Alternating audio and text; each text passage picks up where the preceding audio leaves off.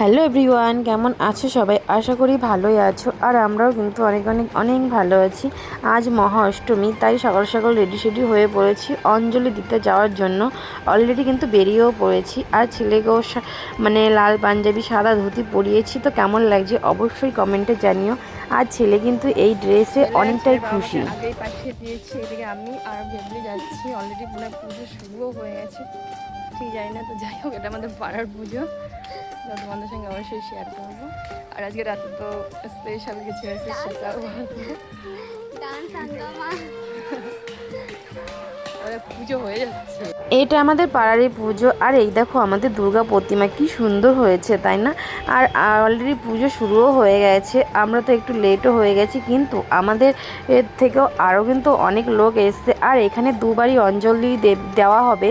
তো আমরা কিন্তু একটু আগে আগে এসেছি যে আমরা প্রথমবারের অঞ্জলিটা দেব, কারণ ছেলেকে তো পুরো সময়টা নিয়ে বসে থাকা যাবে না, তো বিরক্ত হয়ে যাবে। তো তারপরে আমি মানে গৌরকে বলছিলাম যে ছেলেকে একটু আমার কাছে দিয়ে যাও, যে একটু নমস্কার করিয়ে নিই, তারপর বাড়ি নিয়ে যেও, কারণ প্রচণ্ড গরম পড়েছে। আর ছেলে এই ড্রেসে বেশিক্ষণ থাকতেও পারবে না।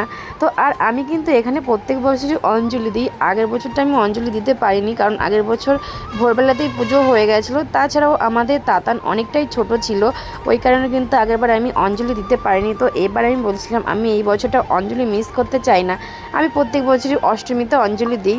তো যাই হোক, আমাদের পাড়ার পুজোটা তোমাদের সঙ্গে শেয়ার করলাম। আর আমার সঙ্গে কিন্তু আমার ননদ ভেবলিও আছে।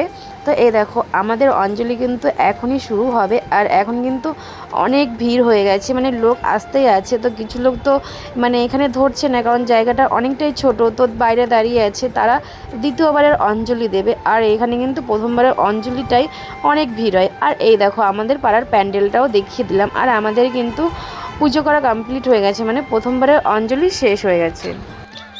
আমাদের অঞ্জলি দেওয়া কমপ্লিট হয়ে গেছে। তো এখনো মানে দুবার অঞ্জলি হবে। ছেলে বাড়িতে আছে, পরে বেরিয়ে এসে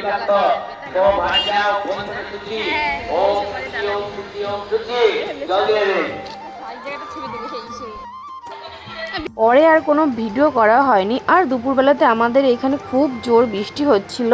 আজ ছিল আমার বার্থডে, তাই ছোট করে বাড়িতেই সবাই মিলে সেলিব্রেশন করলাম। আর আমরা তো এমনিতে প্রতি বছর মানে সেলিব্রেশন করেই থাকি ছোটোখাটো করে। আর এই বছর যেহেতু বাড়িতে এসেছি, পুজোর মধ্যে পড়েছে, তো ভাবলাম বাড়ির সবাই মিলে একটু সেলিব্রেশন করে, একটা মজাই আলাদা, তাই না?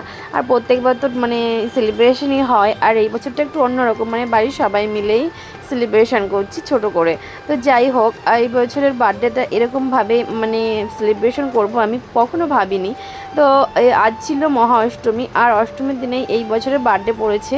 অন্যান্যবার পুজোর আগেই আমার বার্থডে পড়ে। তো যাই হোক, সবাই মানে এখানেই আমার মাসি বাড়ি করেছে, তো মাসিদের বাড়ির সবাই এসেছে, তারপরে আমাদের বাড়ির মানে পুরো ফ্যামিলি, আর পাশে পিসিদের বাড়ির, এই মানে এই কজন মিলে আমরা সেলিব্রেশন করেছি। কিন্তু খুবই আনন্দ হয়েছিল, ছোট করে সেলিব্রেশন হোক আর যাই হোক, মানে আনন্দ তো আনন্দই হয়।